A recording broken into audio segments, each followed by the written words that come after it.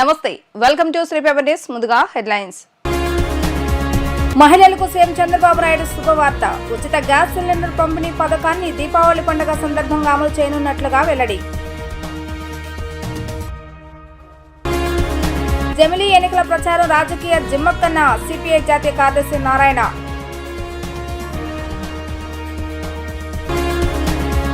హోంమంత్రి అనితను కలిసిన నటి జత్వాని. తనకు జరిగిన అన్యాయానికి న్యాయం చేయాలని కోరిన జత్వాని.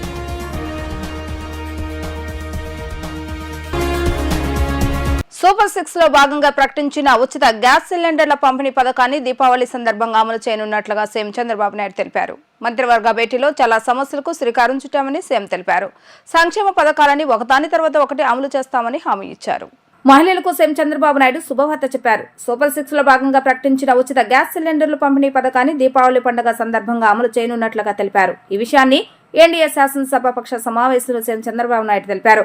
మహాశక్తి పథకం కింద పేదలకు ఉచితంగా 3 వంట గ్యాస్ సిలిండర్లు ఇస్తామని చంద్రబాబు నాయుడు ఎన్నికల మేనిఫెస్టోలో ప్రకటించిన విషయం తెలిసిందే. మంత్రివర్గ భేటీలో చాలా సమస్యలకు శ్రీకారం చుట్టామని సీఎం తెలిపారు. సంక్షేమ పథకాలన్నీ ఒకదాని తర్వాత ఒకటి అమలు చేస్తామని హామీ ఇచ్చారు. ముందుగా వరద బాధితులందరికీ సహాయం అందించడమే కూటమి ప్రభుత్వం యొక్క లక్ష్యమని తెలిపారు. గుంతలు పూడ్చే కార్యక్రమానికి శ్రీకారం చుట్టినట్లుగా వివరించారు. గుంతలు పూడ్చేందుకు 500 కోట్లు మంజూరు చేస్తామని అన్నారు. అంతేకాకుండా రాబోయే 3 ఏళ్లలో రాష్ట్రంలో రహదారులకు 58,000 కోట్లు ఖర్చు చేస్తామని తెలిపారు. గ్రామాల్లోని రోడ్డు నిర్వహణ కోసం 49,000 కోట్లు కేంద్రం ఖర్చు పెడుతుందని వివరించారు. జల్ జీవన్ మిషన్ కింద ప్రతి ఇంటికి కుళాయి ద్వారా నీళ్లు ఇస్తామని అన్నారు. గ్రీన్ ఎనర్జీ, గ్రీన్ హైడ్రోజన్ భవిష్యత్తులో పెనుమార్పులు తీసుకురాబోతుందని అన్నారు. మరొక కార్యక్రమానికి ఏదైతే గ్యాస్ ఇస్తానో, ఉచిత గ్యాస్ ఇస్తానో దీపావళికి శ్రీకారం చుడుతున్నాం. మొదటి గ్యాస్ కనెక్షన్ ఆ రోజు ఇస్తాం, దానికి కూడా శ్రీకారం చుడతాం. మిగిలిన మనం చెప్పినట్టు సంక్షేమ కార్యక్రమాలన్నీ కూడా 1 by 1 చేసుకుంటూ ఇంకో పక్క అభివృద్ధి కార్యక్రమాలను కూడా స్ట్రీమ్ లైన్ చేసి ఘాట్లో పెట్టే పరిస్థితి వస్తుంది. ఇవన్నీ చేస్తాం. జమిలీ ఎన్నికల ప్రచారం రాజకీయ జిమిక్ అని సిపిఐ జాతీయ కార్యదర్శి కె నారాయణ అన్నారు. జమిలీ ఎన్నికలకు సిపిఐ పూర్తి స్థాయిలో వ్యతిరేకమని ఆయన వివరించారు. రామ్నాథ్ కోవింద్ కమిటీ ఇచ్చిన నివేదికపై బీజేపీ కేంద్ర కేబినెట్ చర్చించి జమిలీ ఎన్నికలను ఆమోదించడం సరికాదన్నారు.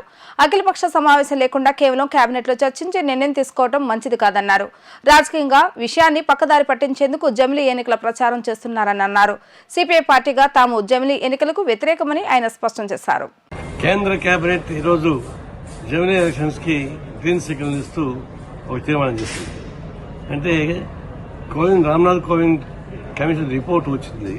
ఆ దాదాపు 18,000 పేజీలు ఉన్నాయి. దాని నుంచి జిస్ట్ తెలియదు. అన్ని పొలిటికల్ పార్టీస్ మీటింగ్ పెట్టడం లేదు.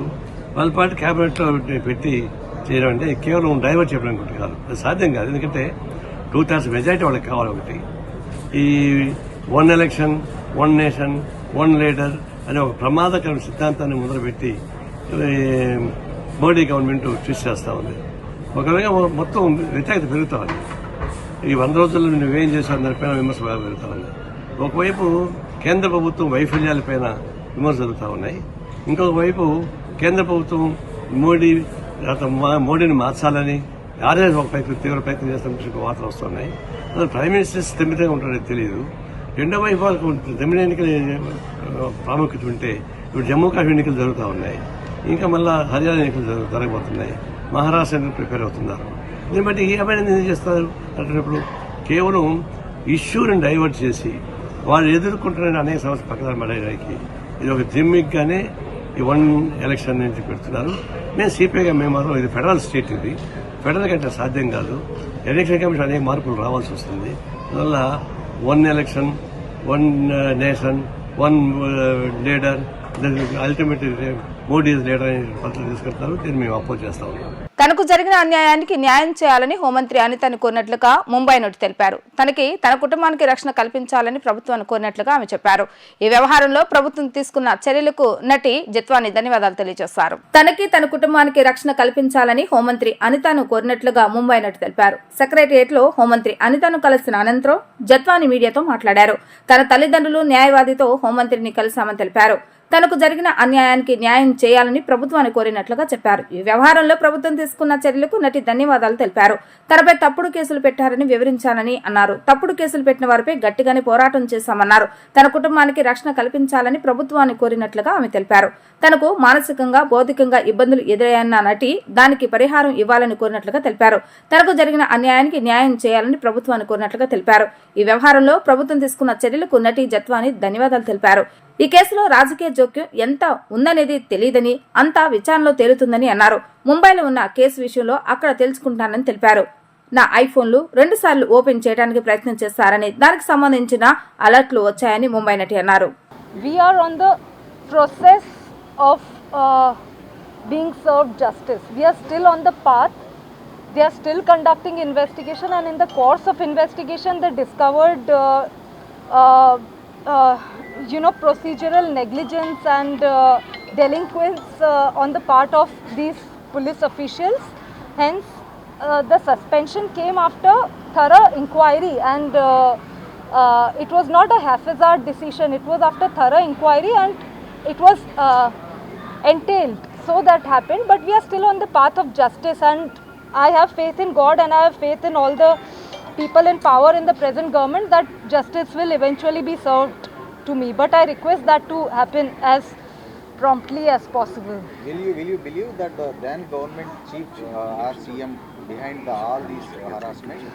I have no clue about the political involvement, but there was manipulation of a very high degree that we all can see. So let's not make this political, because the current government is just serving the society at large. You know, this is a public concern matter. It happened to me, it should not happen to a girl after me, her elderly parents after me. So they are just bringing justice to the society at large by ensuring justice to me. Jindal Company family members involved in this case. This is a rumor. I can't. She won't speak. She will agitate the same So. there itself. She won't speak, and she is reluctant. So there is a interlink is there. All of us know what happened, and it is there on the record. And she will take legal action. ఈరోజు మీడియాలో కూడా కథనాలు వచ్చినాయి.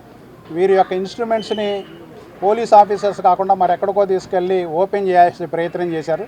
వీళ్ళకి 2 సార్లు mail alerts బయటకు వచ్చిన తర్వాత మెయిల్ అలర్ట్స్ వచ్చినాయి. అవి మీకు సప్లై చేస్తాం ఇప్పుడు. అంటే దీని అర్థం ఏంటంటే మరి తీసుకున్నటువంటి ఇన్స్ట్రుమెంట్లను కోర్టుకు సబ్మిట్ చేయాలి. మామూలుగా అయితే సెర్చ్ వారెంట్లో సెక్షన్ 100 సిఆర్పిసి 101 సిఆర్పిసి. ఇంకా చాలామంది ఈ వాస్తవాలు తెలిసిన కొన్ని మీడియా కొన్ని పత్రికలు కావాలని ఆమెను బ్లేమ్ చేసి క్యారెక్టర్ అసోసియేషన్ చేస్తున్నారు. ఇంత దుర్మార్గం జరిగిన తర్వాత కూడా మనం ఇప్పుడు రాజకీయంగా ఏదన్నా ఉందా లేదనేది ఇన్వెస్టిగేషన్ తెలుస్తుంది. ఆమె ఎప్పుడు రాజకీయం గురించి కూడా మాట్లాడేది, మేము కూడా రాజకీయాలు గురించి మాట్లాడలేదు. మీడియా మిత్రులకి ఫెయిర్ జర్నలిజం అనేటువంటిది ప్రాతిపదికగా తీసుకొని ఈ కేసుని కేసుగా రిపోర్ట్ చేయండి. వాళ్ళు ఉన్నారు వీళ్ళు ఉన్నారంటే ఇన్వెస్టిగేషన్ తేలుతుంది. అయితే సెల్ ఫోన్లు తీసుకెళ్ళి దాన్ని కూడా ఐఫోన్లు కాబట్టి సరిపోయింది. అదే మామూలు ఫోన్లు అయితే ఇప్పటికల్లా ఓపెన్ అయ్యి సెక్యూరిటీ మెజర్ చాలా ఎక్కువగా ఉంటుంది కాబట్టి ఐఫోన్లో 2 సార్లు ఓపెన్ చేయడానికి ఆ సెల్ ఫోన్లు ప్రయత్నం అఫీషియల్గా జరగటం అంటే అది వేరు. అన్అఫీషియల్గా 2 సార్లు ఓపెన్ చేయడానికి అది ఎక్కడి నుంచి ఓపెన్ చేయించడానికి ప్రయత్నం చేశారనేటువంటిది కూడా ఆల్రెడీ వీళ్ళకి మెసేజ్ రూపంలో ఐఫోన్ ఇచ్చింది. దాన్ని అవసరమైతే అఫీషియల్గా ఐఫోన్ అథారిటీస్ దగ్గర నుంచి కంపెనీ దగ్గర నుంచి వివరాలు సేకరించి మీడియాకి సబ్మిట్ చేస్తాం. వీళ్ళకి వచ్చిన మెసేజ్లు కూడా ఉన్నాయి. కాబట్టి ఇక్కడ ఒక పాయింట్ మీరు గమనించాల్సింది ఏంటంటే 10 నుంచి 14 వరకు ఫిబ్రవరి వీళ్ళకి పోలీస్ కస్టడీలో ఇచ్చినప్పుడు ఇన్స్ట్రుమెంట్స్ పోలీస్ ఆఫీసర్ల దగ్గర ఉన్నాయి, ఓపెన్ చేయమని చాలా ఒత్తిడి చేశారు. అంతేకాకుండా ఆ ఇన్స్ట్రుమెంట్స్లో ఉన్నటువంటి దాన్ని డిలీట్ చేయడానికి ప్రయత్నం చేశారు. ఎందుకు చేయాల్సి వచ్చింది ఇది?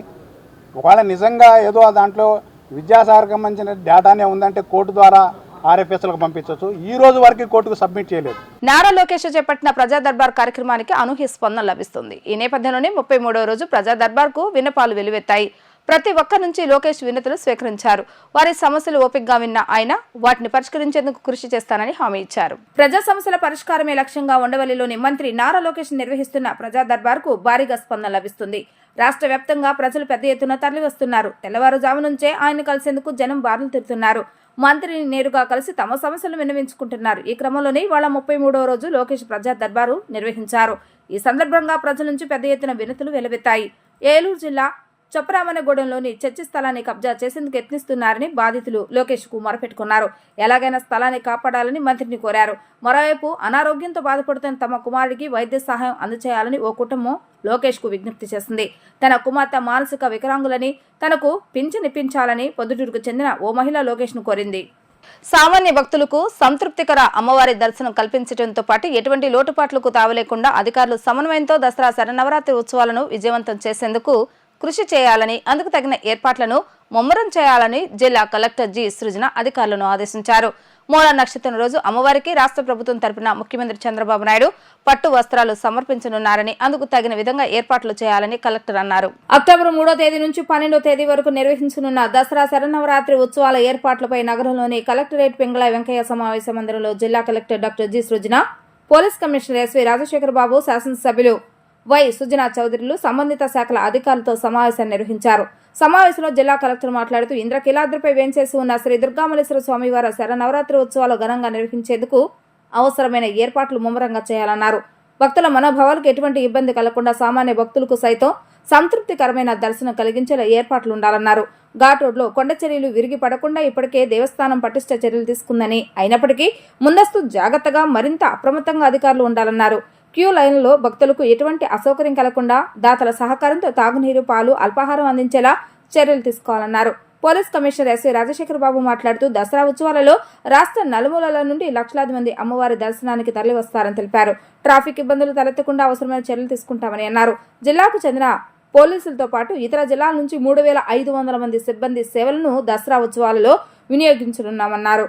ఏర్పాట్లు పరిశీలనకు ప్రతి నిర్ణీత ప్రాంతం, సెక్టార్కి ఒక ప్రత్యేక అధికారి పరిశీలనలో ఏర్పాట్లను పూర్తి చేయాలన్నారు. దుర్గాఘాట్ సమీపంలో గల కమాండ్ కంట్రోల్ ద్వారా దసరా ఉత్సవాల నిర్వహణను ఎప్పటికప్పుడు పరిశీలిస్తూ భక్తులకు ఇబ్బందులు కలగకుండా తగు చర్యలు తీసుకోవాల్సిన అవసరం ఉందన్నారు. ఎమ్మెల్యే సుజనా చౌదరి మాట్లాడుతూ గతం కంటే మరింత మెరుగ్గా దసరా ఉత్సవాలు నిర్వహించేందుకు ప్రణాళికబద్ధంగా ఏర్పాట్లను పూర్తి చేయాలన్నారు. ఈ ఏడాది భక్తుల సంఖ్య మరింత పెరిగే అవకాశం ఉందని అన్నారు. ఉత్సవాలు మరింత వైభవపేతంగా నిర్వహించేందుకు భక్తుల సలహాలు, సూచనలు పొందేందుకు ప్రత్యేక వెబ్సైట్ను రూపొందించాలని తెలిపారు.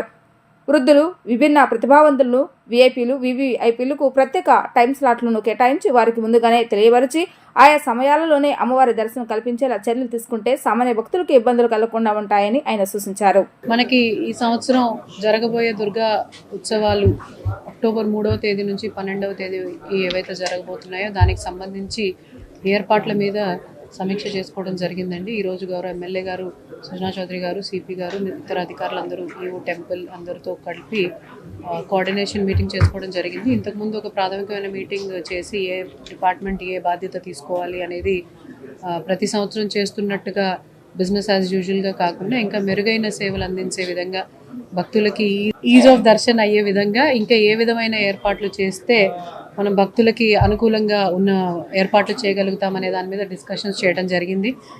ఎమ్మెల్యే గారు కూడా మాకు చాలా విలువైన సూచనలు చేశారు. ఒక ఈవెంట్ మేనేజ్మెంట్ కంపెనీ ఎంత ప్రొఫెషనల్గా చేస్తుందో అంత ప్రొఫెషనల్గా చేయడానికి అవసరమైతే ఏజెన్సీ సహాయం తీసుకోవటం, రోడ్ల దగ్గర నుంచి, మంచినీటి దగ్గర నుంచి, క్యూ లైన్స్ మేనేజ్మెంట్ నుంచి, హోల్డింగ్ ఏరియాస్ దగ్గర నుంచి, మెడికల్ ఫెసిలిటీస్ దగ్గర నుంచి అన్నీ కూడా ఏ విధంగా అయితే భక్తులని as a centre of our thinking ఏ విధంగా చేయాలి, ఏ రోజున క్రౌడ్స్ ఎక్కువ వస్తాయి, క్రౌడ్ ఎక్కువ వచ్చినప్పుడు హోల్డింగ్ ఏరియాస్ ఏ విధంగా మేనేజ్ చేయాలి, లేనప్పుడు ఫ్రీగా ఎలా వదిలేయాలి అనే ఇంటిగ్రిటీస్ అన్నీ కూడా అందరూ డిపార్ట్మెంట్స్తో మనం మాట్లాడుకోవడం జరిగిందండి. శ్రీ సుజనా చౌదరి గారు, గౌరవ జిల్లా కలెక్టర్ గారు, డీసీపీ గారు అందరం కూడా వివిధ శాఖల నుంచి వచ్చిన దాదాపు 13 శాఖల నుంచి వచ్చిన అందరం కలిసి ఈరోజు ఒక కోఆర్డినేషన్ మీటింగ్ జరుపుకోవడం జరిగింది. గౌరవ ఎమ్మెల్యే గారు ఆశించిన విధంగా ఈసారి కొంత ఇన్నోవేటివ్గా, కొంత మెరుగ్గా సౌకర్యాలు అందించేలాగా అన్ని ఏర్పాట్లు చేయడానికి సన్నద్ధమవుతున్నాం.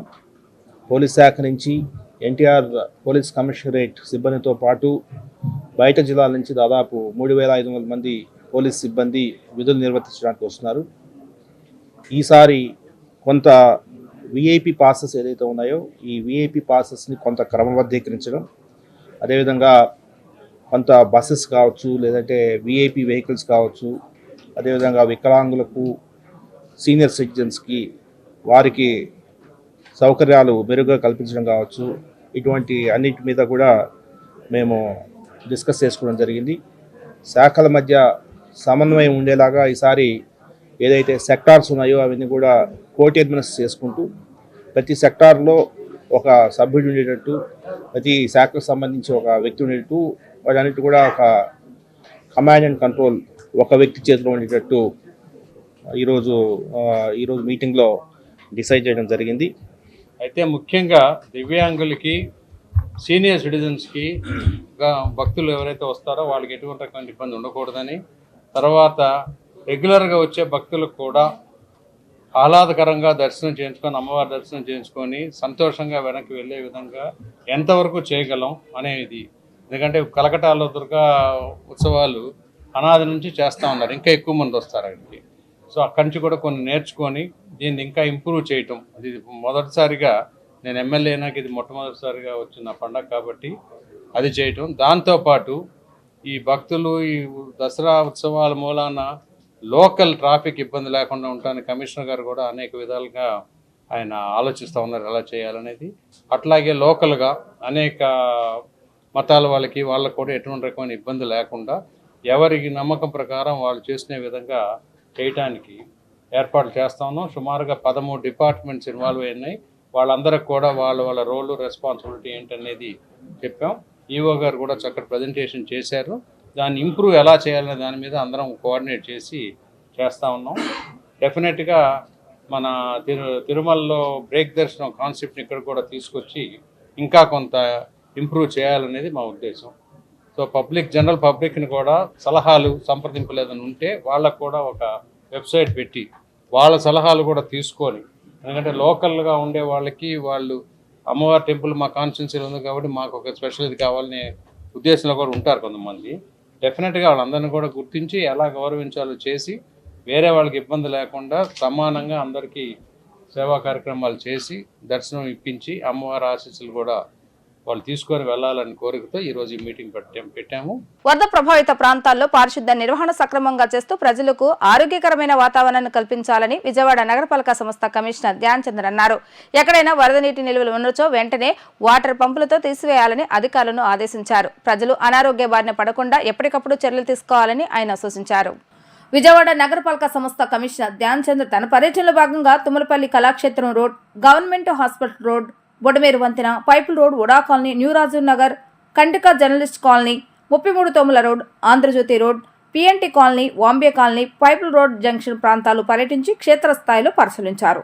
ఈ సందర్భంగా ఆయన మాట్లాడుతూ వరద ప్రభావిత ప్రాంతాల్లో పారిశుద్ధ నిర్వహణ సక్రమంగా జరగాలని, సైడ్ డ్రైన్లో పూడికలు ఎప్పటికప్పుడు తీసివేయాలని, రోడ్లని పరిశుభ్రంగా ఉండాలని, వ్యర్థాలను ఎప్పటికప్పుడు తీసివేయాలని, రోడ్లని నీళ్లతో శుభ్రపరచాలని, నీటి నిల్వలు ఎక్కడా లేకుండా చూసుకోవాలని, ఎక్కడైనా వరద నీటి నిల్వలు ఉన్నచో వెంటనే వాటర్ పంపులతో తీసివేయాలని అధికారులను ఆదేశించారు.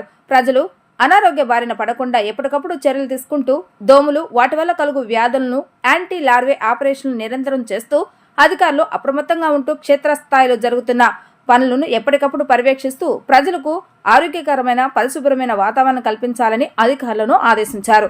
ఈ పర్యటనలో విజయవాడ నగరపాలక సంస్థ కమిషనర్ ధ్యాన్ చంద్రతో పాటు chief medical health officer doctor P Ratnavali, executive engineer Srinivas, assistant medical health officer doctor Ramakoteswara తదితరులు పాల్గొన్నారు.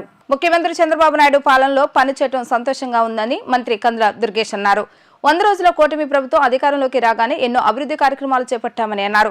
వరదల సమయంలో వైసీపీ నేతల చిల్లర రాజకీయాలు చేస్తున్నారని ఆగ్రహం వ్యక్తం చేశారు. దీనిపై మరింత సమాచారం మా ప్రతినిధి లిఖిత అందజేస్తారు. 100 డేస్ యాక్షన్ ప్లాన్ పై ముఖ్యమంత్రి చంద్రబాబు అధ్యక్షతన ఇప్పటికే ఎన్డీఏ కూటమి సమావేశం అయితే ముగిసింది. ఈ నేపథ్యంలో ఇప్పటికే డిప్యూటీ సీఎం పవన్ కళ్యాణ్, అదేవిధంగా బీజేపీ రాష్ట్ర అధ్యక్షురాలు పురంధేశ్వరి కూడా హాజరయ్యారు. అసలు ప్రధానంగా ఏ అంశాలు చర్చకు వచ్చాయో మనతో మాట్లాడటానికి టూరిజం శాఖ మంత్రి కందుల దుర్గేష్ ఉన్నారు. ఆయన అడిగి తెలుసుకుని సార్ చెప్పండి, ప్రధానంగా అసలు ఏ సమస్యలు దృష్టికి వచ్చాయి, అసలేంటి?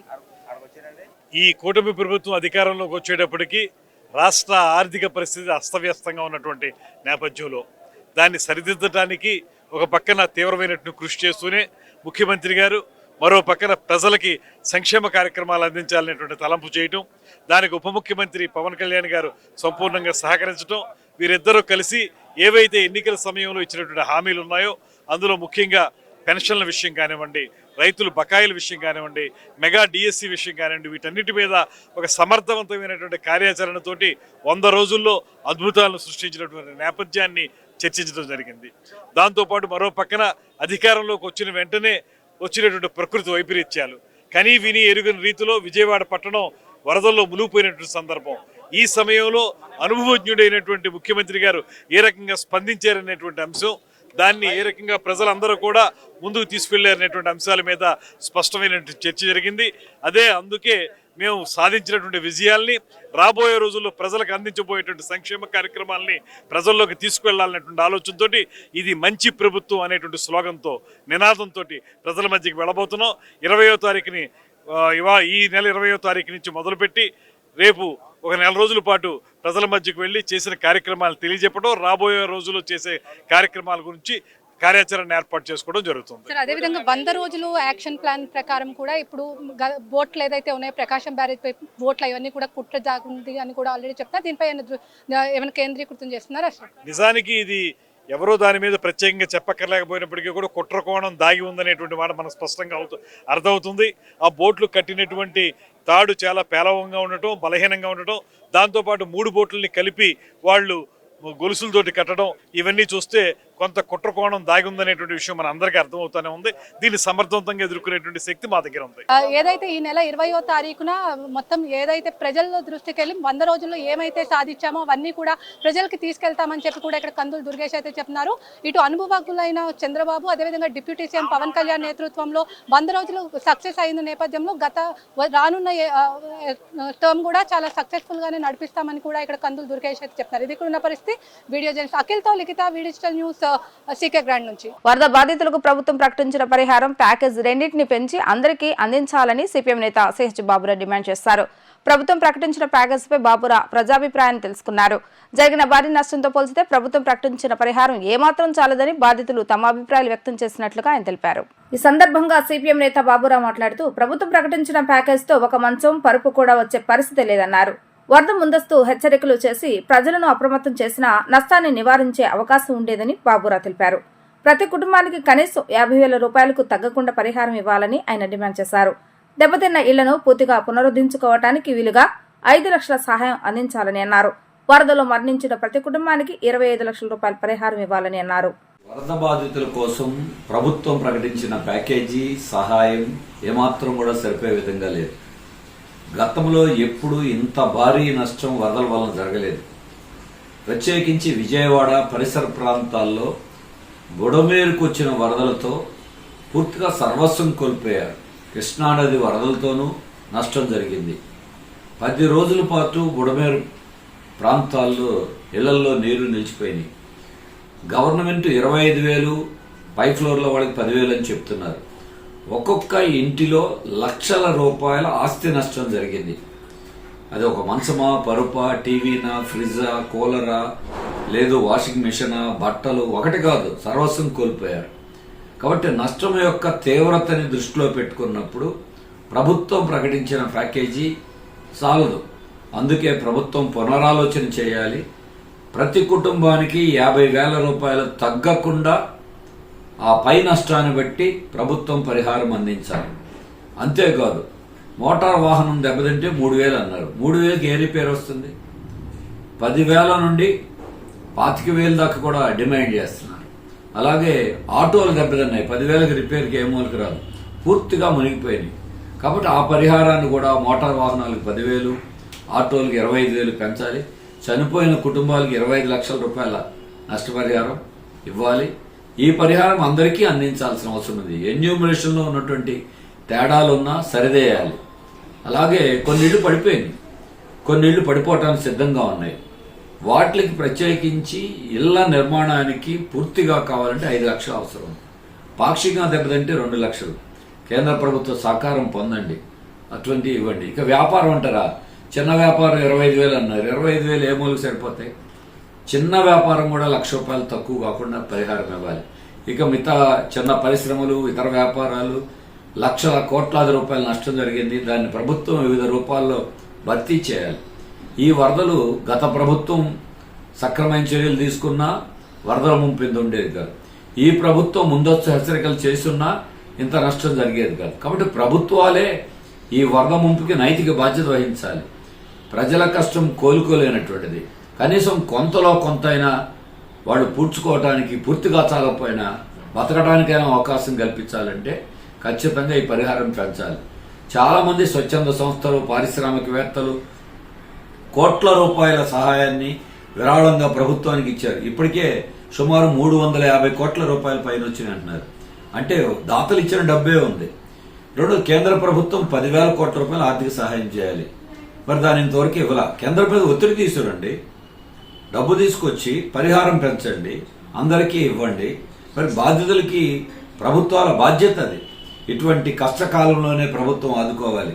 గతం కంటే భారీ ప్యాకేజీ ప్రకటించామని కాదు, అసలు భారీ నష్టం జరిగింది. మీరిచ్చేది 5 లక్షల రూపాయలు ఇంట్లో నష్టం జరిగింది, మీరు ఇచ్చేది తక్కువే. కాబట్టి కనీసం ఈ పరిహారాలను అన్ని విధాలా పెంచాలని సిపిఎం తరఫున డిమాండ్ చేస్తున్నాం. సిపిఎం పార్టీ భోజనం పంపిణీ కార్యక్రమం కొనసాగుతూనే ఉంది. ఈరోజు కండ్రికలోను, జక్కంపూడి కాలనీలోనూ జరుగుతూనే ఉంది. ఇప్పటికే 130,000 మందికి ఒకవైపున వాళ్ళకి భోజనం అందించడం జరిగింది. అందుకే ఒకవైపున సేవ, ఇంకోవైపున ప్రభుత్వం మీద ఒత్తిడి, బాధితులకు ఆదుకోవడానికి సిపిఎం మా వంతు కృషి మేము కొనసాగిస్తూనే ఉంటాం. విశాఖ ఉక్కు ఫ్యాక్టరీ రహస్యంగా పారిశ్రామికవేత్తలకు అమ్మేందుకు కుట్ర జరుగుతుందని కేఏ పాల్ ఆరోపించారు. ఎన్నికలకు ముందు చంద్రబాబు నాయుడు ఒక మాట, అధికారంలోకి వచ్చిన తర్వాత మరొక మాట చెప్పడం సరైన పద్ధతి కాదని అన్నారు. విశాఖ ఉక్కు ఫ్యాక్టరీ విషయంలో పవన్ కళ్యాణ్ తన వైఖరి స్పష్టంగా రాష్ట్ర ప్రజలకు తెలపాలని పాల్ డిమాండ్ చేశారు. విశాఖ ప్రజలను ఎన్డీఏ ప్రభుత్వం మోసం చేసేందుకు ప్రయత్నిస్తుందని ఆయన అన్నారు. విశాఖ ఉక్కు ఫ్యాక్టరీ విషయంలో ఎన్డీఏ ప్రభుత్వం స్పష్టమైన వైఖరి ఏపీ ప్రజలకు తెలపాలని పాల్ డిమాండ్ చేశారు. విశాఖ ఉక్కు ఫ్యాక్టరీ విషయంలో వాస్తవ విషయాలను ప్రభుత్వం ప్రజల ముందు ఉంచాలని తెలిపారు. చంద్రబాబు నాయుడు గారు అసలు నేను మిమ్మల్ని తిడదామని అనుకోవట్లేదు, కానీ ఇప్పుడు మీరు ఇచ్చిన స్టేట్మెంట్ నా బ్లడ్ బాయిల్ అయిపోతుంది. దేవుడు మిమ్మల్ని క్షమించడు. స్టీల్ ప్లాంట్ విషయంలో మీరు కాంప్రమైజ్ అయిపోయి 1,00,000 కోట్లు తీసుకున్నారా, 50,000 కోట్లు తీసుకున్నారా, ఎంతకి కాంప్రమైజ్ అయ్యారని అడుగుతున్నా. ఇప్పుడు మీరు అంటుంది ఏంటి? సెంటిమెంట్ అని అనకండి, మనకెవరు సపోర్ట్ చేయరు అంటే అర్థం ఏంటి? ఎత్తుకెళ్ళిపోవడమేనా మోదీ గవర్నమెంట్? అదానీలకి, అంబానీలకి అమ్మేయడమేనా? 8 లక్షల కోట్ల విలువైన స్టీల్ ప్లాంట్ ని మీ 3 పార్టీలు అమ్మిస్తే ఏప్రిల్ 25ని ఏపీ హైకోర్టుకెళ్లి జడ్జి శేషయ్య గారు ముందు ఆర్గ్యూ చేసి స్టేటస్ కో తీసుకొచ్చాను అమ్మకుంటా. ఇప్పుడు సీక్రెట్ గా అమ్మడానికి మీరు గ్రీన్ సిగ్నల్ ఇచ్చినట్టేనా? ఎలక్షన్ ముందేమన్నారు? స్టీల్ ప్లాంట్ ని కాపాడుకుందామని 100 సార్లు అన్నారు. ఇప్పుడేమంటున్నారు? సెంటిమెంట్ అని రోజు అనకూడదు, అంటే అమ్మి పడేయండి అని. మీకు వస్తున్న లాభం ఏంటి? ప్రజలు ప్రశ్నిస్తున్నది. మీకు ఎంత డీల్ సెటిల్ అయింది?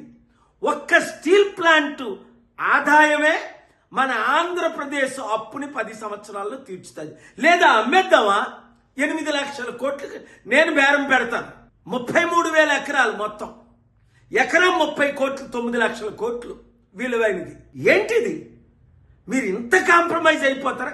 ఈ వయసులో మీకు డబ్బుడు అమ్ముడుపోయారా, లేదా జైల్లో పెడతారని అమ్ముడుపోయారా, లేదా మీ కొడుకు మంచి భవిష్యత్ ఇద్దామని అమ్ముడుపోయారా, లేదా ఏడి పవన్ కళ్యాణ్ ఏం చేస్తున్నారు? ఎంతకాలం మా విశాఖ ప్రజల్ని మీరు మోసం చేస్తారు? అంటే విశాఖపట్నాన్ని ప్రేమ లేక, మీరు రాయలసీమలో పుట్టి పెరిగినందుక?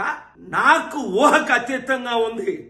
నేను ప్రార్థిస్తాను, మీడియా మిత్రులారా, ప్రతి తెలుగువాడికి ఈ వీడియో చేరినంత వరకు దీన్ని పబ్లిష్ చేయండి, వైరల్ చేయండి. చాలా సీరియస్ అయిపోయింది. స్టీల్ ప్లాంట్ నా మీద ఒత్తిడి వస్తుంది, స్టే వెకేట్ చేయను, ప్రాణమైనా పెడతా, ఫైట్ చేస్తా. ప్రత్యేక హోదా తెచ్చుకుందాం, స్టీల్ ప్లాంట్ ని కాపాడుకుందాం, ఆంధ్రప్రదేశ్ని, తెలుగు సత్తాని, తెలంగాణ మొత్తం ఏకమైపోదాం.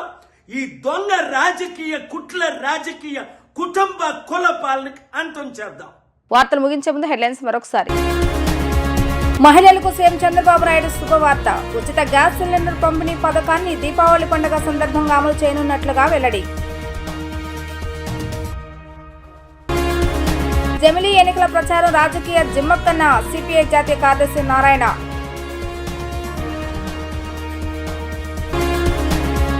హోంమంత్రి అనితను కలిసిన నటి జత్వాని. తనకు జరిగిన అన్యాయానికి న్యాయం చేయాలని కోరిన జత్వాని.